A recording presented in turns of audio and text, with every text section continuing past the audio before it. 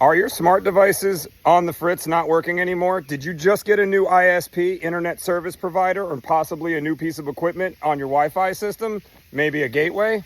Well, that's probably your problem. And I have a real quick tip to get you through that fast. All you have to do is name the new equipment the same name as the old equipment with the same password. Then all of your smart devices will go looking for that router named that name and use that password to access it.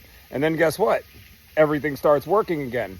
Fun story, recently we had a customer reach out to our office to ask us to help them with their controller. Yes, we help our customers with their smart enabled controllers because they're in the cloud and we can do this from anywhere.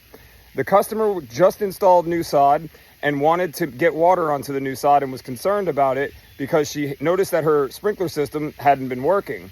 They wanted us to check in on it for them, but I wasn't able to get around to it for about an hour. Once I did get around to it, I reached out to the customer. She told me she already did the research. She reached out to Hunter Industries and they walked her through it. They got her up and running again. I don't know if what I mentioned before was how they got her through it. However, it would help that situation if that is what she was dealing with.